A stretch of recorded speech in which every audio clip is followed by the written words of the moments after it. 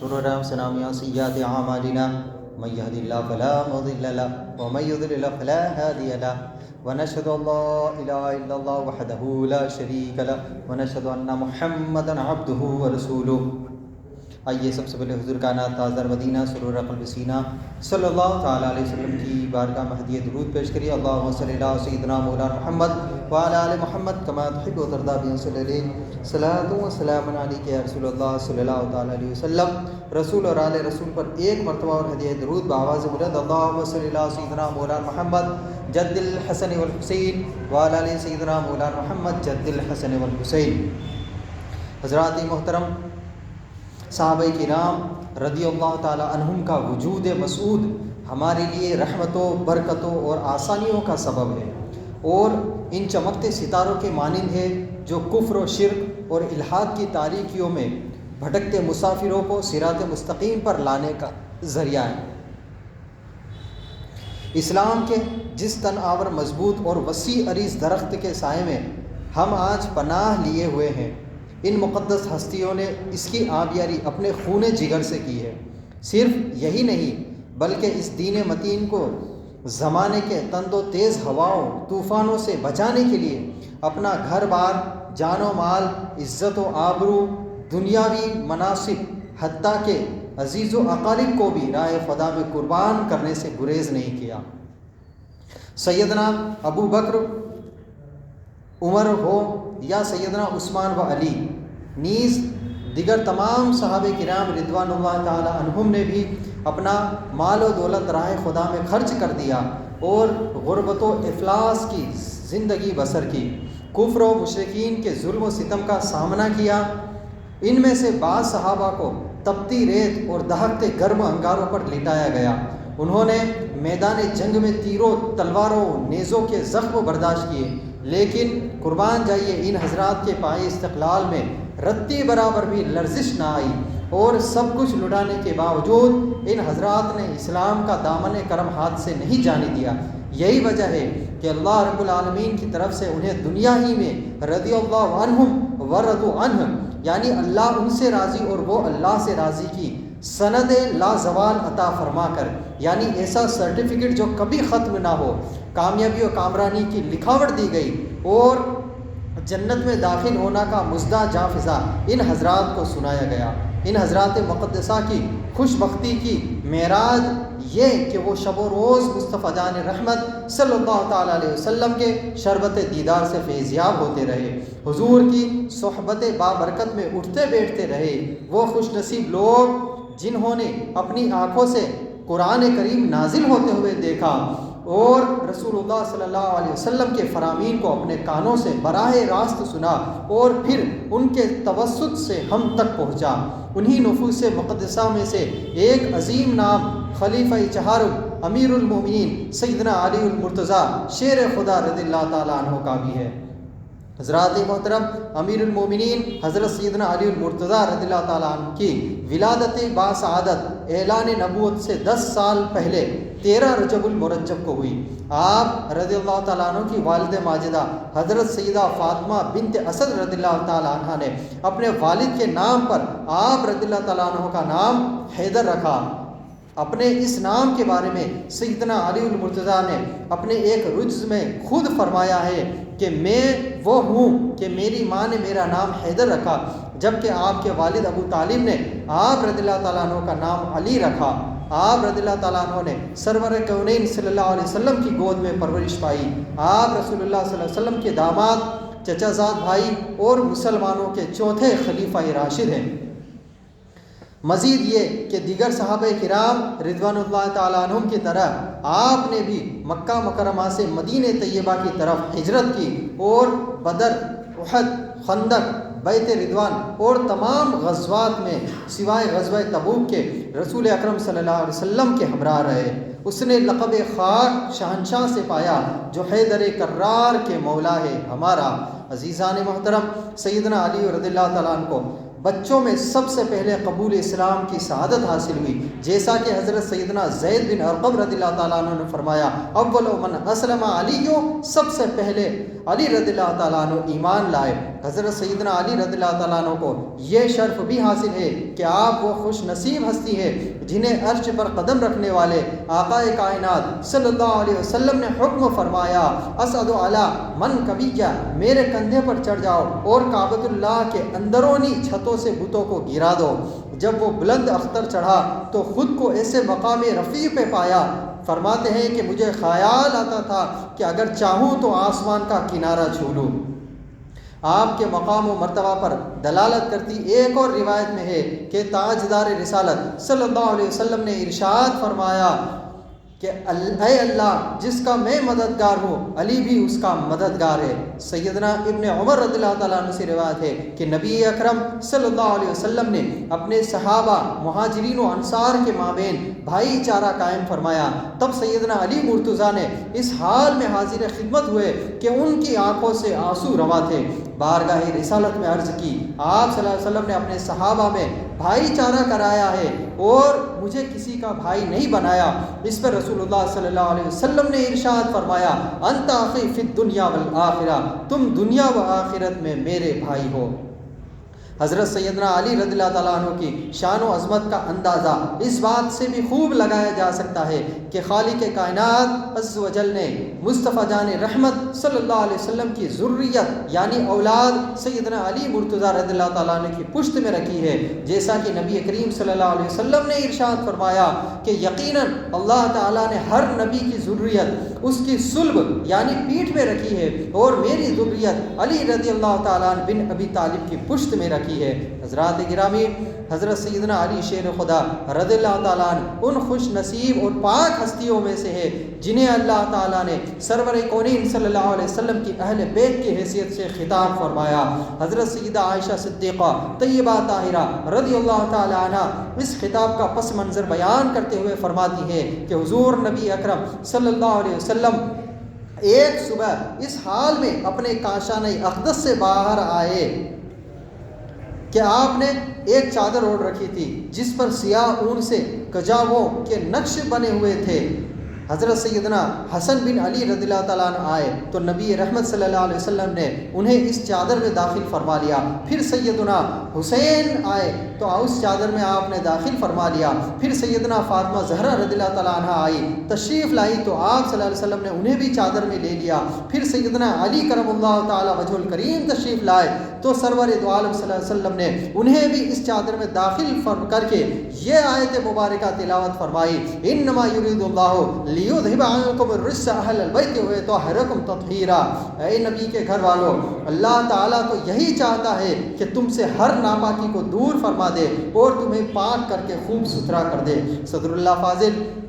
سیدنا نعیم الدین مراد آبادی رحمۃ اللہ علیہ اس آیت مبارکہ کی تفسیر میں فرماتے ہیں کہ اس آیت مبارکہ سے اہل بیت کے فضیلت ثابت ہوتے ہیں، اور اہل بیت میں نبی کریم صلی اللہ علیہ وسلم کے ازواج مطہرات حضرت خاتون جنت فاطمہ الزہرا، حضرت علی المرتضیٰ اور حسنین کریمین سب داخل ہے۔ آیت و احادیث جمع کرنے سے یہی نتیجہ نکلتا ہے، اور یہی امام اہل سنت حضرت امام ابو منصور ماتریدی رحمۃ اللہ علیہ سے منقول ہے ان آیت میں کہ اہل بیت رسول کریم صلی اللہ علیہ وسلم کو نصیحت فرمائی گئی تاکہ وہ گناہوں سے بچے اور تقوی و پرہیزگاری کے پابند رہے۔ گناہوں کو ناپاکی سے اور پرہیزگاری کو پاکی سے استعارہ فرمایا گیا ہے، کیونکہ گناہوں کا مرتکب ان سے ایسا ہی ملوث ہوتا ہے جیسا جسم نجاستوں سے، اور اس طرز کلام سے مقصود یہ ہے کہ ارباب عقول کو گناہوں سے نفرت دی جائے اور تقوی و پرہیزگاری کی ترغیب دی جائے۔ عزیزان من، حضرت سیدنا علی مرتضیٰ رضی اللہ تعالیٰ عنہ اور دیگر تمام اہل بیت کرام سے محبت ہم اہل سنت و جماعت کے عقائد و ایمان کا حصہ ہے۔ ارشاد باری تعالیٰ ہے، قل لا اسألکم علیہ اجرا الا المودۃ فی القربى۔ اے حبیب، آپ فرما دیجئے کہ میں اس خدمت دین اور احسان پر تم سے کچھ اجرت نہیں مانگتا، تم سے کچھ نہیں مانتا سوائے قرابت کی محبت کے، یعنی میرے قریبی لوگوں سے محبت کرو۔ حضرت سیدنا علی رضی اللہ تعالیٰ عنہ سے روایت ہے کہ رسول اللہ صلی اللہ تعالیٰ علیہ وسلم نے فرمایا انا دار الحکمہ وعلی بابھا، میں علم کا گھر ہوں اور علی اس کا دروازہ ہے، یعنی حضور سید عالم صلی اللہ علیہ وسلم کے علم کے دروازوں میں سے ایک دروازہ حضرت سیدنا علی رضی اللہ تعالیٰ عنہ بھی ہے۔ لہذا ان سے کامل محبت کے بغیر کوئی مصطفیٰ جان رحمت صلی اللہ علیہ وسلم کے ورثہ علم سے حصہ نہیں پا سکتا۔ حضرات محترم، سیدنا علی مرتضیٰ رضی اللہ تعالیٰ عنہ سے محبت ایمان کی ایک کسوٹی ہے۔ آپ رضی اللہ تعالیٰ عنہ سے حقیقی محبت ایمان والوں کی نشانی، اور آپ رضی اللہ تعالیٰ عنہ سے بغض و عداوت نفاق کی علامت ہے۔ ایمان کی اس کسوٹی کو بیان کرتے ہوئے حضرت سیدنا علی رضی اللہ تعالیٰ عنہ نے فرمایا قسم ہے اس ذات کی جس نے دانے کو پھاڑا اور اس سے اناج اور نباتات یعنی پیڑ پودے وغیرہ اگائے ہیں، اور جس نے ہر جاندار کو پیدا کیا۔ حضور نبی امی صلی اللہ علیہ وسلم کا مجھ سے عہد ہے کہ مجھ علی سے صرف ایمان والا ہی محبت کرے گا اور منافق ہی مجھ سے عداوت رکھے گا۔ محترم بھائیوں، سیدنا علی رضی اللہ تعالیٰ عنہ سے محبت کا یہ مطلب ہرگز نہیں ہے کہ ان کی شان بیان کرنے میں مبالغہ آرائی سے کام لیا جائے، یا خلفائے ثلاثہ حضرات ابو بکر و عمر و عثمان غنی رضی اللہ تعالیٰ عنہم پر ان کو کلی طور پر فوقیت دی جائے، یا مولا کائنات رضی اللہ تعالیٰ عنہ کی محبت میں رسول اللہ صلی اللہ علیہ وسلم کے کسی پیارے صحابی کی شان میں توہین و تنقیص کی کسے کام لیا جائے۔ حضرات ذی وقار، موجودہ دور میں کفر و الحاد اور بد دینی و گمراہی کے جس سونامی کا رخ مخصوص سازش کے تحت اسلامی ممالک کی طرف کیا جا رہا ہے، اس کی لپیٹ سے حضرات انبیاء علیہ السلام اور صحابہ کرام رضوان اللہ تعالیٰ عنہم جیسی مقدس ہستیوں کی عزت و ناموس سے بھی محفوظ نہیں رہی ہے۔ یورپی ممالک میں سرکاری سطح پر گستاخانہ خاکوں کی نمائش کی جا رہی ہے۔ دجالی ایجنڈے کی تکمیل کے لیے سرگرم بعض اسلامی ممالک کے کچھ ٹی وی چینلز کے لائیو شوز میں صحابہ کرام رضوان اللہ تعالیٰ علیہ اجمعین کی شان میں گستاخیوں کو نشر کیا جا رہا ہے۔ امت مسلمہ کو آپس میں لڑنے پر مجبور کیا جا رہا ہے، اور جس سے 5th جنریشن وار کا آغاز کیا جا چکا ہے۔ مسلمانوں کے عقائد و نظریات کو کمزور کرنے کے لیے دشمن کے تھنک ٹینک اور شب و روز سازشوں میں مصروف ہے۔ یہود و نصارہ عیسائیوں کی طرف سے باقاعدہ فنڈنگ کے ذریعے مسلمانوں میں خارجی، وہابی، تفضیلی، شیعوں اور ختم نبوت کے منکر قادیانی کو پروموٹ کیا جا رہا ہے۔ یہی وجہ ہے کہ آج کوئی تفضیلی شیعہ اہل بیت سے محبت کے نام پر مبالغہ آرائی سے کام لے رہا ہے، تو کوئی خارجی وہابی سیدنا مولا علی رضی اللہ تعالیٰ عنہ کی شان میں ہر ذرہ سرائی کر کے اپنے بغض و عداوت کا اظہار کر رہا ہے۔ ایسا کرنے والوں کے بارے میں خود حضرت سیدنا مولا علی رضی اللہ تعالیٰ عنہ سے روایت ہے کہ رسول اللہ صلی اللہ علیہ وسلم نے فرمایا کہ تم میں حضرت عیسیٰ کی ایک مثال پائی جاتی ہے جن سے یہود نے بغض رکھا تھا، حتیٰ کہ ان کی ماں پر تہمت لگا ڈالی، جبکہ نصارہ یعنی عیسائی نے ان سے محبت کی، یہاں تک کہ انہیں اس درجے پر پہنچا دیا جو ان کا تھا ہی نہیں، یعنی انہیں خدا اور خدا کا بیٹا کہہ ڈالا۔ پھر سیدنا علی رضی اللہ تعالیٰ عنہ نے فرمایا کہ میرے بارے میں 2 قسم کے لوگ ہلاکت میں پڑیں گے، ایک محبت میں حد سے آگے بڑھنے والے مجھے ان اوصاف سے بڑھائیں گے، ان خوبیوں سے بڑھائیں گے جو مجھ میں ہے ہی نہیں، جیسے رافضی اور شیعہ، اور دوسرا بغض و عداوت رکھنے والے جن کا بغض انہیں اس بات میں ابھارے گا کہ مجھ پر تہمت لگائیں گے، جیسے خوارج اور وہابیہ وغیرہ۔ اور ایک اور حدیث پاک میں سیدنا مولا علی رضی اللہ تعالیٰ عنہ کی برائی سے ممانعت کرتی ہوئی تاجدار رسالت صلی اللہ علیہ وسلم نے ارشاد فرمایا من سب علی فقد سبنی، جس نے علی کو برا کہا اس نے مجھے برا کہا۔ اسی طرح سیدنا عروہ بن زبیر رضی اللہ تعالیٰ عنہ سے روایت ہے کہ کسی نے امیر المومنین حضرت سیدنا عمر فاروق رضی اللہ تعالیٰ عنہ کے سامنے علی المرتضیٰ رضی اللہ تعالیٰ عنہ کی برائی کی۔ اس پر سیدنا عمر نے حضور رحمت عالم صلی اللہ علیہ وسلم کی قبر انور کی طرف اشارہ کر کے فرمایا کیا تم اس قبر کے مکین کو جانتے ہو؟ یہ ہمارے پیارے نبی محمد بن عبداللہ بن عبد المطلب ہے۔ جب بھی علی کا ذکر کرو تو خیر کے ساتھ کرو، بھلائی کے ساتھ، اچھائی کے ساتھ کرو، کیونکہ اگر تم حضرت علی کی اہانت کرو گے تو اس سے رسول اکرم صلی اللہ علیہ وسلم کو اذیت ہوگی۔ حضرات گرامی، حضور نبی کریم صلی اللہ علیہ وسلم مولا علی مشکل کشا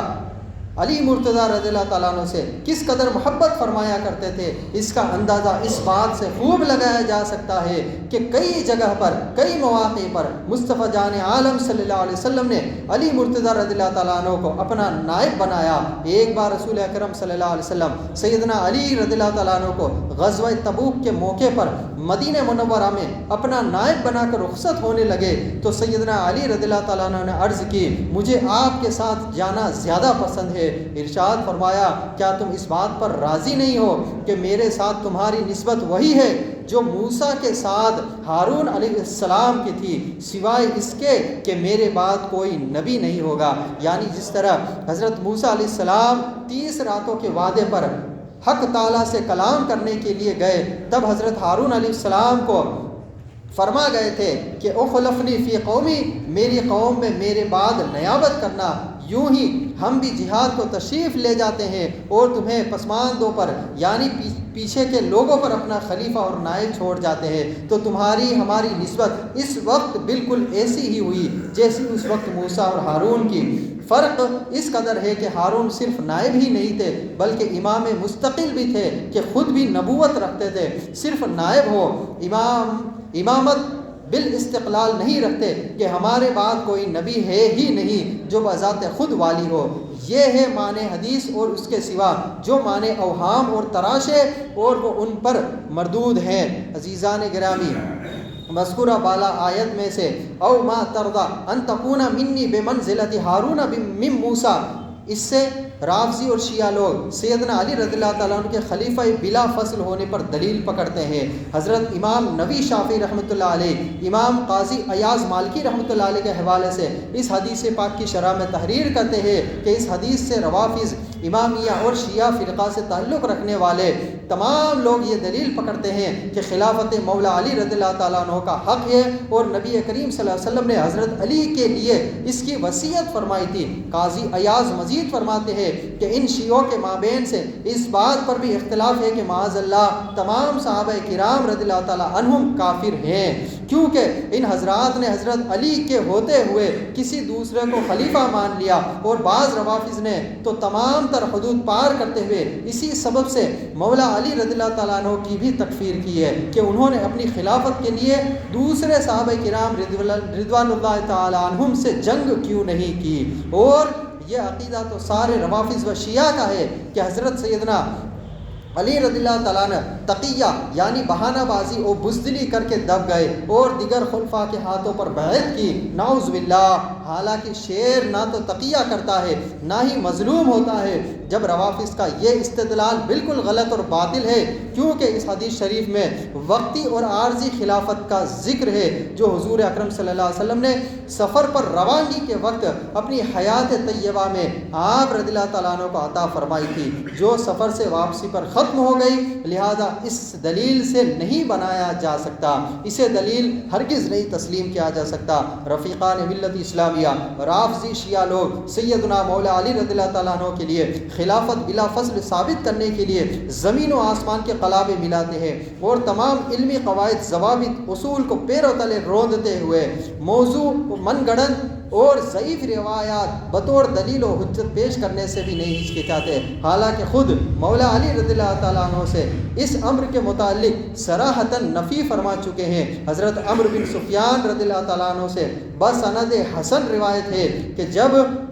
امیر المومنین سیدنا علی رضی اللہ تعالیٰ عنہ جنگ جمل میں فتح یاب ہوئے تو آپ رضی اللہ تعالیٰ عنہ نے فرمایا، اے لوگو، نبی اکرم صلی اللہ تعالیٰ علیہ وسلم نے اس امارت خلافت کے معاملے میں ہمیں کوئی وصیت نہیں فرمائی، ہم لوگوں نے اپنی رائے سے حضرت ابو بکر صدیق رضی اللہ تعالیٰ عنہ کو خلیفہ بنایا، اور انہوں نے دین کی اقامت و استقامت فرمائی، حتیٰ کہ آپ رضی اللہ تعالیٰ عنہ وصال فرما گئے۔ اس حدیث پاک میں ان رافضیوں کا رد ہے جو کہتے ہیں کہ نبی کریم صلی اللہ علیہ وسلم نے اپنے وصال شریف سے پہلے سیدنا علی مرتضیٰ کے لیے خلافت کی وصیت فرمائی تھی۔ مذکورہ بالا روایت میں امیر المومنین سیدنا علی رضی اللہ تعالیٰ عنہ بنفس نفیس خود